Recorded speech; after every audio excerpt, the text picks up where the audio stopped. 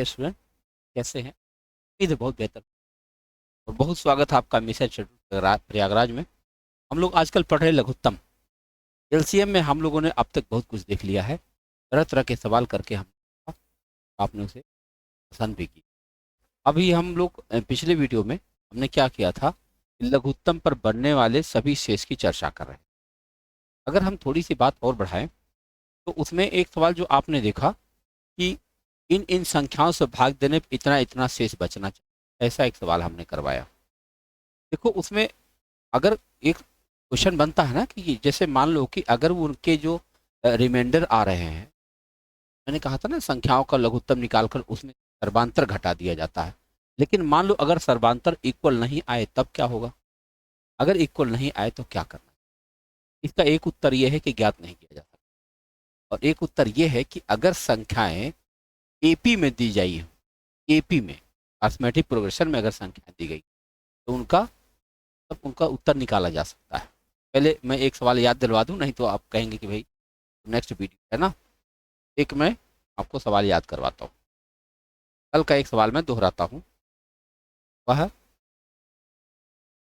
पहले तो नाम डाल दें कि एलसीएम की बात हम लोग कर रहे हैं, एलसीएम एचसीएफ। उस पर एक सवाल मैं कल वाला दोहराता हूँ। वह छोटी से छोटी संख्या बताएं, छोटी से छोटी संख्या बताइए जिसे 12, 15, 20, 25 से भाग देने पर क्रमशः क्रमशः 9, 12, 17 तथा 22 शेष बचे। याद होगा पिछले वीडियो में ऐसा सवाल हमने करवाया था। तो ऐसे सवाल को करने के लिए जो हमने आपको तरीका बताया है, वही तरीका को समझना है आपको। उस तरीके को आप ध्यान से देखिए। तो मैंने कहा था कि दी गई संख्याओं का पहले आप लघुत्तम निकालिए। कितना आया भाई? 12, 15, 20 और 25। इन संख्याओं का सबसे पहले आपको लघुत्तम निकालना चाहिए। लघुत्तम किससे कटेगा? 3 से काटता हूं। ओके, 12 बचे 15, 20 नहीं कटा, 25 नहीं कटा, लेकिन 4 और 5 दोनों के पापा मिल गए। अब हम इसको 5 से काट सकते हैं। 5 चौके 20, 5 बचे 50। इसको हल किया जाए तो 3 बचे 15, 15 चौके 60, अच्छा बचे 30, 300 लघुत्तम आ गया। अब 300 में से मुझे क्या करना चाहिए? 12 में से 9 घटाएं तो 3 आए, 15 में से 12 घटाएं तो 3 आए, 20 में से 17 घटाएं तो 3 आए, 25 में से 22 घटाएं तो 3 आए। देखो सबका सर्वांतर सेम आ गया। सेम आ गया तो वही 3 हमको घटा देना चाहिए। हमारा उत्तर होगा 297। अब 297 एक ऐसी संख्या है, अगर इसमें हम 12 से भाग देंगे तो 9 शेष बचेगा, अगर इसमें हम 15 से भाग देंगे तो 12 शेष बचेगा, अगर हम 20 से भाग देंगे तो 17 शेष बचेगा। आप जांच करके देख सकते हैं। इसी प्रश्न की बात मैं कर रहा था कि मान लीजिए इसमें ये इन दोनों संख्याओं का जो कॉमन डिफरेंस है, जैसे कि इसमें 3 आया है, अगर यह कॉमन डिफरेंस सेम नहीं आए तब क्या होगा? तब एक उत्तर यह है कि ज्ञात नहीं किया जा सकता, पहली बात। लेकिन अगर आप कहें कि ज्ञात कर सकते हैं तो तभी ज्ञात कर सकते हैं जब इनके बीच में ये जो संख्याएं हैं एपी में दी जाए, तब हो सकता है। और देखें कैसे हो सकता है। एक उदाहरण लेता हूं। वह छोटी से छोटी संख्या बताएं, छोटी से छोटी संख्या बताइए इसे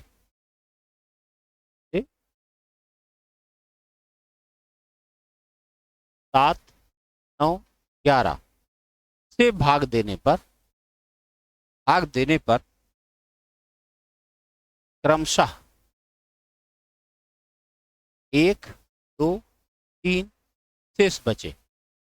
अब देखो इस सवाल को लगाया जा सकता है। क्यों लगाया जा सकता है? क्योंकि जो 7, 9, 11 है यह भी एपी में दिया गया है, और जो 1, 2, 3 दिया है यह भी एपी में दिया गया है। दोनों संख्याएं एपी में दी गई, इसलिए ज्ञात किया जा सकता है। आओ ज्ञात कर लिया जाए। अगर ज्ञात किया जा सकता तो करके दिखाते। तो सबसे पहले तो हम लघुत्तम निकालेंगे। लघुत्तम तीनों को प्राइम नंबर से सीधे गुणा ही होना है। 1199 में 7 से गुणा करें, 7×63, 7×63 में 6 मिलाए, 63×6 = 69, 693 आ गया। क्या हो गया लघुत्तम। अब देखो क्या होना है कि हमको सर्वांतर देखना है। सर्वांतर आओ देखा जाए। 7, 9, 11 में से हमने 1, 2, 3 घटाया, यहाँ आया 6, यहाँ आया 7, यहाँ आया 8, बराबर नहीं आया, कोई बात नहीं, एक बार फिर से घटाइए। अब आप देखिए तो 5, 5, 5 आ गया, बराबर आ गया। हालांकि यह प्रक्रिया 2 बार करनी पड़ी, लेकिन आ गया बराबर। अगर आप एपी में संख्या रखेंगे तब बराबर आने के चांस होते, आ ही गया। तो हमारा सर्वांतर कितना आया? 5। तो पहले तो हम 5 इसमें से घटा दें, ये आ जाएगा 688। लेकिन अभी उत्तर नहीं आया है, 688 उत्तर नहीं। हमने यह प्रक्रिया 2 बार की है, इसीलिए हमें 688 में 2 से भाग देना पड़ेगा। ये हो जाएगा 344, यानी हमारा फाइनल आंसर है 344। 344 एक ऐसी संख्या है, आप इसमें 7 से भाग देकर देखिए, 1 शेष बचेगा, 9 से भाग देकर देखिए, 2 शेष बचेगा, और 11 से भाग देकर देखिए, 3 शेष। ये बात जरूरी थी जानना, इसलिए जरूरी थी कि आमतौर पर इसका उत्तर नहीं दिया जाता, नहीं कह के, लेकिन अगर इसमें एपी में सवाल दे दिया जाए तब इसे ज्ञात किया जा सकता है, और आपके सामने हमने ज्ञात करके दिखा दिया। इस पर कोई और उदाहरण ले सकते हैं, एक और एग्जाम्पल इसी पर ले लीजिए। अब चलते हैं महत्तम वाले पर। देखो, वह छोटी से छोटी संख्या बताइए जिसे से ले ले भैया 7 से भाग देने पर क्रमशः 1, 2, 3 शेष बचे। अब जैसे ये सवाल आपके सामने आया, 7, 11, 15 का देखो एपी में है, 7, 4, 11, 4, 15, यह भी एपी में है, बिल्कुल ज्ञात किया जा सकता है। तो पहले हम 7, 11, 15 का लघुत्तम निकालते हैं। चलो गुणा करें, 11 × 15 करते हैं, 11 × 5 = 55, 5, 11 × 11, 5, 16, इसमें 7 से गुणा करते हैं, 7, 5, 35, 3, 7, 6, 42 और 3, 45, 4, 7, 1, 7, 4, 1155। हमारा उत्तर आया 1155। अभी उत्तर नहीं आया है, अब हम सर्वांतर निकालेंगे। 7, 11, 15, इसमें हम 1, 2, 3 घटाएंगे, ये आ जाएगा 6, ये आ जाएगा 9, ये आ जाएगा 12, फिर 1, 2, 3 घटाएंगे, अब ये आ जाएगा 5, ये आएगा 7, ये आएगा 9, फिर 1, 2, 3 घटाएंगे, घटाते ही जाएंगे, ये आएगा 4, ये आएगा 5, ये आएगा 6, अब फिर एक बार घटाएंगे, 1, 2, अब की बार ये आएगा 3, ये भी आएगा 3, ये भी आएगा 3। आपने देखा कि कुल 4 बार रिएक्शन कराना पड़ा, और तब जो है ये बराबर सर्वांतर आ गया है 3। तो सबसे पहला काम हम इसमें से 3 माइनस कर दें, कितना आ जाएगा? 1152 आ जाएगा, 3 घटाने पर। अब ये प्रक्रिया क्योंकि 4 बार की गई है, इसलिए 1152 में हम 4 से भाग देंगे, 4 से भाग देंगे, 4 दूना 8, 4 8 32, अब फिर 4 8 32, आपका उत्तर बन जाएगा 288। यानी 288 एक ऐसी संख्या होगी जिसको अगर हम 7 से भाग देंगे तो 1 शेष बचेगा, 11 से भाग देंगे तो 2 शेष बचेगा, और 15 से भाग देंगे तो 3 शेष बचेगा। ये आपके सामने सवाल बन गया। तो अब जाकर के आपको लघुत्तम का शेष कंप्लीट। अब चलते हैं महत्तम वाले शेष। महत्तम का शेष कैसे निकाला जाता है? महत्तम में सिर्फ 2 प्रकार के शेष होते हैं। चलो एक संख्या लिखते हैं, वह वह बड़ी से बड़ी संख्या बताइए, वह बड़ी से बड़ी संख्या बताइए जिससे, अब मशीन का सहारा लेकर के हम संख्या बनाते हैं। से 1657 तथा 2037 में भाग देने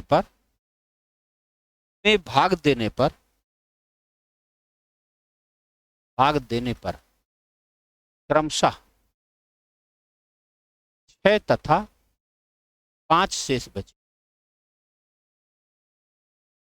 हम कैसे समझे ये महत्तम का सवाल है? तो पहचान है। एक तो यहाँ बड़ी से बड़ी संख्या लिखा है, एक पहचान ये है। अब फिर कह रहा जिससे भाग देने पर, जिससे यानी वह कोई संख्या हम ढूंढेंगे जिससे हमको इनमें भाग देना है, यानी कोई संख्या होगी जिससे हमको इसमें भाग देना है, ऐसी संख्या फिर महत्तम ही हो सकती है। तो महत्तम के शेष में क्या करते हैं, पहले शर्तें पूरी करते हैं फिर महत्तम निकालते हैं। लघुत्तम में आपने देखा होगा पहले लघुत्तम निकाल लेते बाद में शर्तें पूरी करते, लेकिन महत्तम में ऐसा नहीं। महत्तम में पहले शर्तें पूरी करते हैं और फिर भाग देते।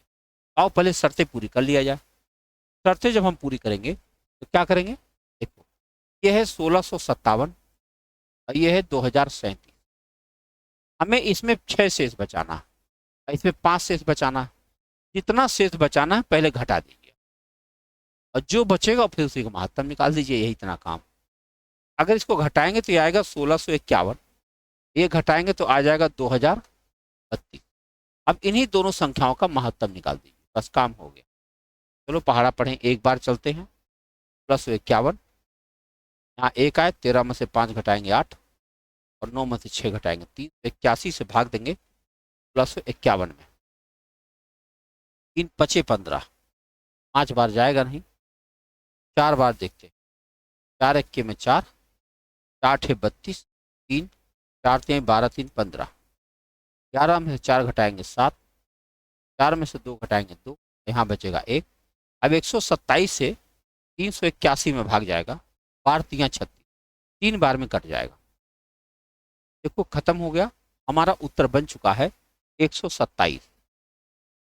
बहुत बढ़िया सवाल होता है, यानी आप चाहें तो इस बात को याद कर सकते हैं कि महत्तम का अगर प्रश्न आ जाए शेष बचाने वाला, तो पहले हमको जितना शेष बचाना उसे घटा देना चाहिए।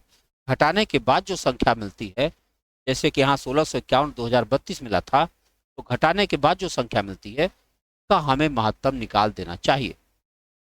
इसी पर एक सवाल और कर लें। देखिए, वह बड़ी से बड़ी संख्या बताइए, वह बड़ी से बड़ी संख्या बताइए जिससे फिर से संख्या निकालते हैं।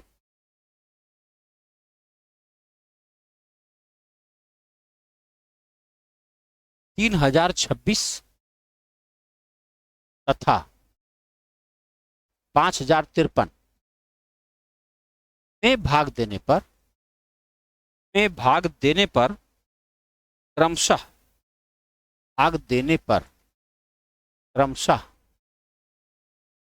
11 तथा 13 शेष बचे। 13 शेष बचे। अभी यह सवाल हुआ 3026 तथा 5053 में भाग देने पर 11 तथा 13 शेष। आओ समझा जाए। तो सबसे पहले हम लोग घटा देंगे। 3026 में से हमको 11 घटाना है और 5053 में से हमको 13 घटाना है। आओ घटाते। ये हुआ 5, ये आ गया 3015, ये आ गया 5040। चलो पहाड़ा पढ़ते। एक बार जाएगा 3015, 10 में से 5 घटाए 5, 3 में से 1 घटाए 2 और 0, 2025 आया। अब इससे भाग देना है 3015 में। फिर एक बार जाएगा 2025, कितना है भाई, 11 में से 2 9 और 990। अब इससे भाग देना है 2025 में। एक बार जाएगा, 2 बार जा सकता है, तो दोनों 18 और दोनों 18 को 19, 5, 12 में से 5 4 8 घटाओगे 4, बाकी खत्म। अब इससे भाग देना है 990 में। 45 दूना 90, 45 दूना 90, 990 कट गया। हमारा उत्तर बन चुका है 45। यानी वह संख्या 45 है जिससे अगर हम इस संख्या में भाग दें तब 11 शेष बचेगा और उस संख्या में भाग दें तब 13 शेष। तो महत्तम में पहली प्रकार का शेष आपको कन्फर्म हुआ होगा। क्या होगा? आइए महत्तम में दूसरे प्रकार का शेष करें, वो आखिरी शेष माना जाएगा। इसमें क्या होता है कि यह नहीं बताया जाता कि शेष कितना बचेगा।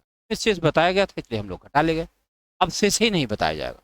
देखो सवाल लेते हैं, वह बड़ी से बड़ी संख्या बताइए, वह बड़ी से बड़ी संख्या बताइए जिसे जिससे जिससे तो भाई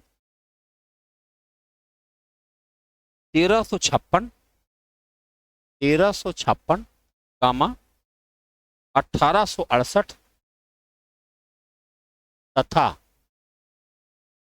2764 में भाग देने पर समान शेष बचे। अब ये एक प्रॉब्लम है यहाँ पर कि समान शेष हम कैसे बचा सकते हैं, जब हम जानते हैं कि बिना शेष निकाले तो हम महत्तम निकाल नहीं सकते और हमें पता ही नहीं है कि शेष कितना है। तो कह रहे हैं कि समान शेष बचे तो क्या करें, हमें नहीं मालूम कि कितना शेष बचे, तो हम मान लेते हैं x शेष। एक बार समझा देंगे, बाद में फिर लिखना नहीं पड़े। आओ देखते हैं, थोड़ा सा इसको मैं और पतला बनाता हूँ। देखो हमारे पास संख्याएं हैं 1356, 1868 और 2764। हमें नहीं पता है कि इसमें शेष क्या बचाना है, हम मान लेते हैं x शेष बचाना है। हम क्या करेंगे, इसमें से x घटाएंगे, इसमें से भी x घटाएंगे और इसमें से भी x घटाएंगे। अगर ऐसा हमने कर दिया, अब हमारा सवाल तो बन गया कि हाँ भाई ठीक है, अगर इनका महत्तम निकाला जा सके तो हमारा उत्तर आ जाएगा, परंतु इनका महत्तम नहीं निकाला जा सकता। कौन पहाड़ा पड़ेगा, कैसे कटेगा x, है ना प्रॉब्लम। अब क्या करें, तो महत्तम की एक प्रॉपर्टी सीखते, बहुत गजब की प्रॉपर्टी है महत्तम। मैं एक उदाहरण से समझाता हूँ। हमने संख्या लिया 4, 8, 12। देखने में इन तीनों संख्याओं का HCF कितना आएगा, 4। 4, 8, 12 का महत्तम निकालना हो तो क्या उत्तर आएगा, 4। अगर इन संख्याओं को हम परस्पर जोड़ दें, जैसे 8 और 4 12 कर दें, 12, 8, 20 कर दें और 20, 4, 24 कर दें, 3 नई संख्याएं बन गई। इनका महत्तम निकालेंगे तब भी 4 ही आएगा। अगर इन संख्याओं को परस्पर घटा दें, जैसे 8 में से 4 घटा देंगे 4, 12 में से 8 घटा देंगे 4, 12 में से 4 घटा देंगे 8, इन 3 नई संख्याओं का महत्तम भी 4 आया। आपने यह देख लिया, दी गई संख्याओं का महत्तम, उन्हें परस्पर जोड़कर बनी संख्याओं का महत्तम तथा उन्हें परस्पर घटाकर बनी संख्याओं का महत्तम समान होता है। अगर ऐसी बात सच है तो हम इन्हें घटा लेंगे, घटाते ही हमारा x कैंसिल हो जाएगा। देखो हम कर सकते हैं, 1868 माइनस एक्स में से हमको घटाना है 1356 माइनस एक्स। जैसे हम ब्रैकेट हटाएंगे, 1868 minus x minus 1356 plus x हो जाएगा और ये दोनों एक्स कैंसिल हो जाएंगे। हम यही तो चाह रहे थे। अब हम सीधे सीधे इन संख्याओं को घटा देंगे। 8 में से 6 घटाएंगे 2 आएगा, 6 में से 5 घटाएंगे 1 आएगा और फिर 8 में से 3 घटाएंगे 5 आएगा, 512 आ गया। ऐसे ही जब हम इसमें से इसको घटाएंगे तब भी एक्स कैंसिल हो जाएगा। अब खाली इनको घटाना पड़ेगा। तो 14 में से 8 घटाएंगे 6 आएगा, यहाँ 5 बचेगा, 15 में से 6 घटाएंगे 9 आएगा, यहाँ क्या बचेगा 6 और 6, 16 में से 8 घटाएंगे 8 आएगा। ऐसे ही जब इसमें से इसको घटाएंगे तो फिर एक्स खत्म हो जाएगा। 14 में से 6 घटाएंगे 8 आएगा, 5 में से 5 घटाएंगे 0 आएगा, 7 में से 3 घटाएंगे 4 आएगा, 2 में से घटाएंगे 1। तो 3 नई संख्या हमारे सामने है, 512, 896 और 1408। इन्हीं तीनों का हम लोग महत्तम निकालेंगे। 896 में हम 512 से भाग देंगे और एक बार ले जाएंगे। हटाइए भैया, 4 आया, 8 आया, ये 3 आया। अब इस 384 से 512 में भाग देंगे, फिर एक ही बार जाएगा। आओ फिर से घटाते, 12 में से 4 घटाएंगे 8 आएगा, 10 में से 8 घटाएंगे 2 आएगा, 128 आ गया। अभी इस 128 से 384 में भाग जाएगा, और 12 3 36, 3 बार में कट गया 384, हमारा उत्तर आ गया 128। अब 128 से कट ही जाएगा, इसमें कोई शक नहीं है, शक है तो भाग देकर देख सकते हो। 128 से 111 बार में कट रहा। आप यह देख सकते हैं, अगर किसी प्रश्न में, महत्तम के प्रश्न में यह आ जाए कि समान शेष बचाना है, तो दी गई संख्याओं का बिना मतलब x मानने की अब जरूरत नहीं, आप उन संख्याओं को केवल परस्पर घटा दीजिए और उसके बाद महत्तम निकाल लीजिए, आपका उत्तर बन जाएगा। ये बात है। इसी तरह का एक और सवाल बनाते हैं, को लगाने का प्रयास करें।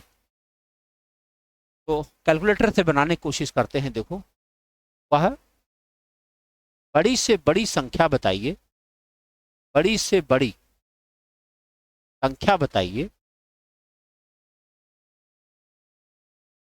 जिससे जिससे अब देखो, मैं संख्या बनाने की कोशिश कर रहा हूं, जिससे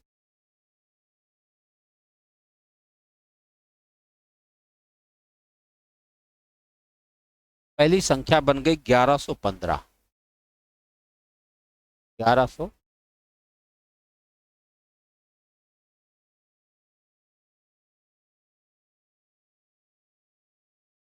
दूसरी संख्या फिर लेता हूं मैं, दूसरी संख्या बन गई 1541, 1541, और तीसरी संख्या और बना लेता हूं,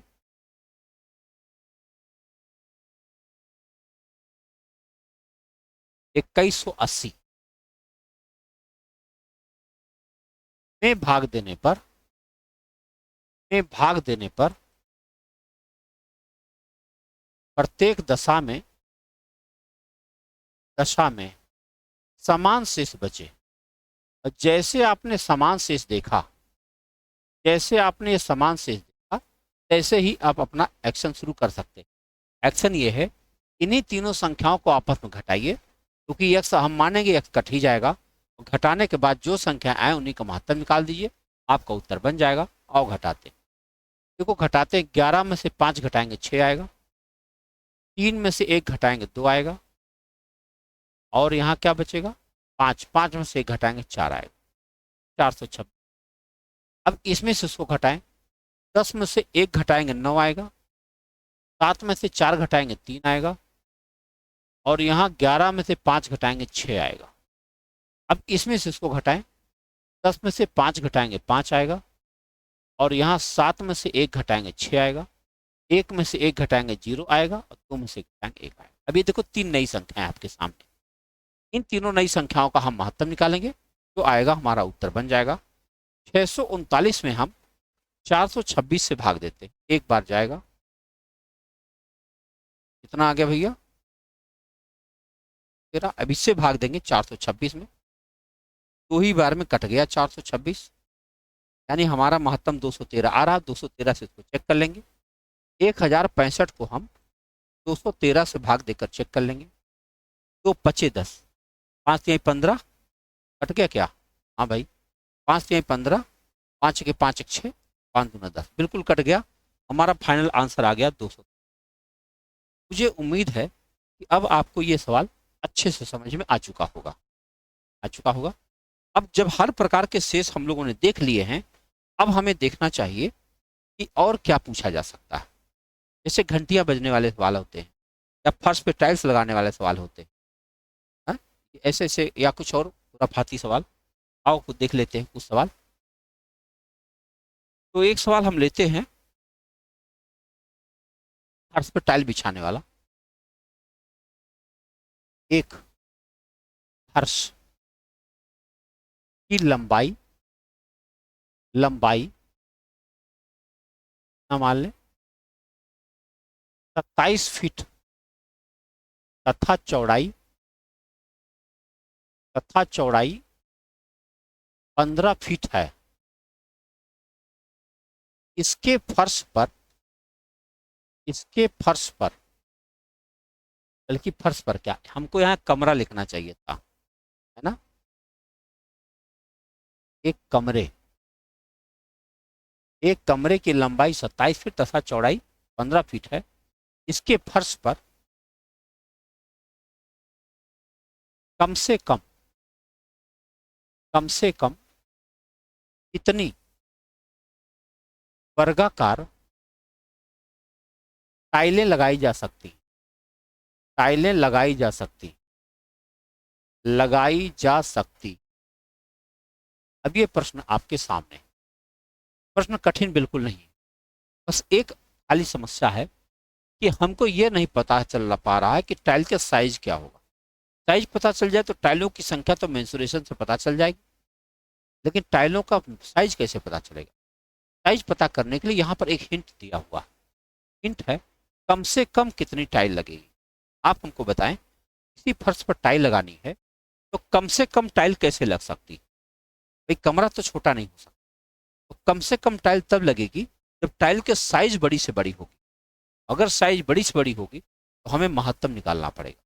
इसका महत्तम निकालना पड़ेगा, इन दोनों संख्याओं का महत्तम निकालना पड़ेगा। क्या आप बता सकते हैं 27 और 15 का HCF क्या होगा? 27 और 15 का जो HCF निकालेंगे आप, वो आएगा 3।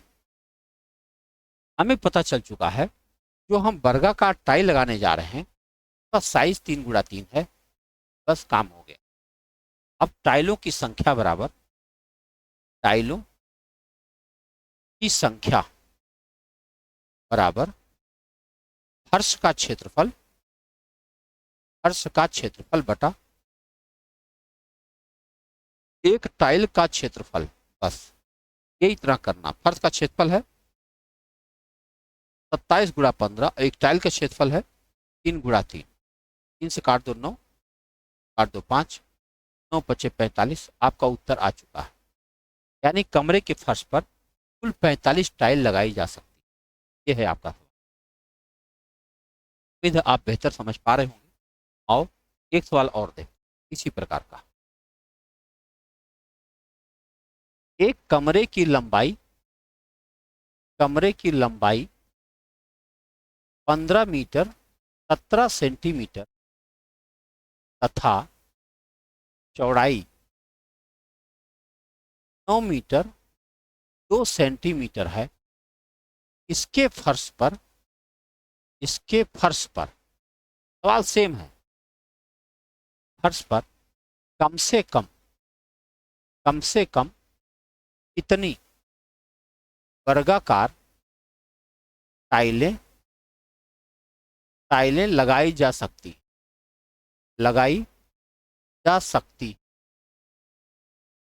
बस आओ देखा जाए। देखो ये मीटर और सेंटीमीटर दोनों दिया है, तो हमें इसे सेंटीमीटर में बदल देना चाहिए। आप जानते हैं 15 मीटर 17 सेंटीमीटर का मतलब हो जाएगा 1517 सेंटीमीटर, और 9 मीटर 2 सेंटीमीटर का मतलब हो जाएगा 900 सेंटीमीटर। इन दोनों संख्याओं का जब आप HCF निकालेंगे वो आएगा 41। हमारे पिछले वीडियो में देखेंगे तो हमने इसका महत्तम निकलवा दिया। अब देखो क्या है, टाइलों की संख्या तुरंत निकल के आ जाएगी। कैसे? 41 सेंटीमीटर का साइज का आ गया। जैसे ये कोई टाइल का साइज है वर्गाकार, ये भी 41, ये भी 41 जाएगा। अब होगा 1517 × 902 बटा 41 × 41। इसको काटेंगे तो 37 आएगा, इसको काटेंगे तो 22 आएगा, और गुणा करेंगे तो 814 आएगा। ये आपका उत्तर। इस तरह के सवाल अब आपके सामने लगाना बहुत आसान से बात हो जाएगी अगर आप थोड़ा सा समझ गए, है ना। एक घंटी वाला सवाल देखते हैं। देखो तो लगातार घंटियां बजती हैं, कैसे बजती? 5 घंटियां क्रमशः 6, 8, 10, 12, 15 सेकेंड के अंतराल पर बजती हैं। बजती है मतलब रिपीट होती। कोई पहली घंटी है जो हर 6 सेकंड पर बज रही है, दूसरी घंटी हर 8 सेकंड पर तो बजती है, तो 30 मिनट में वे कितनी बार एक साथ बजेंगी, कितनी बार एक साथ बजेंगी, ये सवाल है आपका। सबसे पहला काम क्या करेंगे, दी गई संख्याओं का लघुत्तम निकालेंगे। किसका? 6, 8, 10, 12 और 15 का लघुत्तम निकालेंगे। 6 तो कट गए, पापा जी हैं। अब चलो 2 से काटते हैं। 2 चौके 8, 2 पचे 10, 2 12, 15 नहीं कटा। अब 15 पापा हैं 5 के, कट गए। चलो 3 से और काट देता हूँ, 4 नहीं कटा। 3 दूनी 6 और 3 पचे 15। अब 2 के पापा 4 हैं, ये भी खत्म हो गए। बस गुणा कर लो, 3 दूनी 6, 6 चौके 24, बच्चे 120। हमारा लघुत्तम आ गया 120 सेकंड। 120 सेकंड का मतलब होता है 2 मिनट, यानी प्रत्येक 2 मिनट पर सारी घंटियां एक साथ बजेंगी। हमसे पूछा गया है कि 30 मिनट में कितनी बार एक साथ बजेंगी। हम जानते हैं कि अगर कोई घटना है जो हर 2 मिनट पर हो रही, तो 30 मिनट में 2-2 मिनट के कुल 15 पीरियड बन पाएंगे। बनेगा नहीं बनेगा? अब 15 पीरियड को कवर करने के लिए 16 पॉइंट की जरूरत पड़ेगी। यानी आपको क्या करना चाहिए, 30 में इस 2 से भाग देना चाहिए, 15 आ जाएगा। यानी ये पता चल गया 15 पीरियड, 15 2-2 मिनट के 15 पीरियड बन जाएंगे। हर पीरियड को कवर करने के 2 पॉइंट की जरूरत पड़ती है, तो 15 पीरियड कवर करने के लिए 16 पॉइंट की जरूरत पड़ेगी। आप इसमें 1 जोड़ देंगे तो आपका उत्तर हो जाएगा 16 बार, क्योंकि स्टार्टिंग वाला भी तो काउंट करना है। अगर स्टार्टिंग वाला काउंट नहीं करना होता तो केवल 15 ही बजते, लेकिन स्टार्टिंग वाला भी काउंट करना है, इसलिए 16 बार बजेगी। तो यह देखिए आप इस तरह के सवाल कितने आसानी से हमने प्रैक्टिस सेट तैयार किया हुआ है, तो आपको विभिन्न परीक्षाओं में आए हुए सवाल के रहेंगे, फिर उन पर हम जब अभ्यास कराएंगे आपको खूब ठीक से समझ आ जाएगा। ये टॉपिक हमको लगता है कि आपको बढ़िया समझ में आ गया होगा। यही 1-2 एग्जाम्पल और देता हूँ। एग्जाम्पल और लेते हैं, आओ देखते हैं सवाल कैसा है। थोड़ी तिकड़मी टाइप का सवाल देखो। दो संख्याओं का महत्तम, दो संख्याओं का महत्तम 3 तथा लघुत्तम 105 है। यदि उनका योग, यदि संख्याओं का योग, यदि उन संख्याओं का योग 36 है, 36 है, तो उनके व्युत्क्रमों का योग बताइए। व्युत्क्रमों का योग बताइए, ये हमसे पूछा गया। अब देखो इसमें 3 जानकारियां दे दी गई, महत्तम भी बताया गया, लघुत्तम भी बताया गया और योग भी बताया गया 36। अगर 3 जानकारी हमारे पास है और सवाल हमसे ये पूछा जा रहा है कि उनके व्युत्क्रमों का योग बताओ, तो हम इस सवाल को 3 प्रकार से सॉल्व कर सकते हैं। हम तीनों दिखा देते और ये भी बता देंगे आपको एग्जाम में आए तो आपको क्या करना चाहिए। पहले अगर हम लघुत्तम से शुरू करें, अगर हम देखें कि लघुत्तम से इस सवाल को लगाते हैं, देखो हमें एलसीएम दिया हुआ है 105 और हमें एचसीएफ दिया हुआ है 3। इन दोनों से हम लोग जोड़ा बना सकते कि नहीं? देखो अगर महत्तम हमारा 3 है तो संख्या हमारी 3A और 3B हो सकती है, तो हमारा लघुत्तम 3AB आ जाएगा। उनका लघुत्तम 105 है, तो बताओ AB की वैल्यू क्या आ गई? 35। अगर AB की वैल्यू 35 है तो A और B की वैल्यू क्या हो सकती है? या तो 1 और 35 हो सकती है और या तो 5 और 7 हो सकती है, तभी तो 35 होगा। तो यही 2 संख्याएं हो सकती हैं। अगर हम 1 और 35 में वैल्यू रखकर देखें, देखो A की जगह पे 1 रखो और B की जगह 35 रखो, तो 3 1 में 3 और 35 या 105 आ जाए। ये दोनों संख्याओं को आप ध्यान से देखिए, इनका लघुत्तम तो 105 है, इनका महत्तम 3 है, लेकिन इनका योग 36 नहीं आ रहा है, इसलिए यह पेयर मेरे काम का है नहीं। तो इसका मतलब केवल यही पेयर हमारे काम का है। अगर यह पेयर काम का है और अगर हम A की जगह पे 5 और B की जगह पे 7 रखेंगे, तो ये क्या बन जाएगा? 3 5 15 और 3 7 21, यानी दोनों संख्याएं हमारे पास मिल चुकी हैं, 15 और 21। देखो इनको जोड़ो तो 36 आ जाए, इनका लघुत्तम निकालो तो 105 आ जाए, इनका महत्तम निकालो तो 3 आ जाए। ये तीनों चीजें हमारी मैच कर रही हैं। अब हमसे पूछा गया इनके व्युत्क्रमों का योग बताओ। व्युत्क्रम क्या होता है? 15 का व्युत्क्रम होगा 1/15 और 21 का व्युत्क्रम होगा 1/21। इन दोनों को जोड़ने के लिए कहा जा रहा है। 105 हमारा लघुत्तम आया, 15 सत्ते 105, 21 बच्चे 105, 12/105 आ गया। और 12/105 को अगर हम काटते हैं 3 से तो 3 चौक के 12 और ये आ जाएगा 35, यानी हमारा उत्तर बन गया 4/। ये रहा आपका पहला तरीका, जिनको हमने लघुत्तम और महत्तम को ध्यान देकर सवाल को बनाया। इसी सवाल को अगर हम चाहें तो महत्तम और योग पर आधारित करके भी तो जोड़ा बना सकते हैं, तो हमने बनाना सीख लिया। हमको योग दिया हुआ है 36 और महत्तम दिया हुआ है 3, तो ऐसी स्थिति में हम लोग 3A और 3B कर सकते हैं और इनको जोड़ने पर हम 36 लिख सकते हैं। तो 3 जब हम कॉमन लेंगे, A प्लस बी बराबर यहाँ 36 हुआ, तो बताओ A प्लस बी की वैल्यू कितनी आ गई? 12। दो संख्याएं सोचो जिनको जोड़ने पर 12 आ सकता है। फिर से देखो बना रहे सभी संभावित जोड़े जो हमने बताया।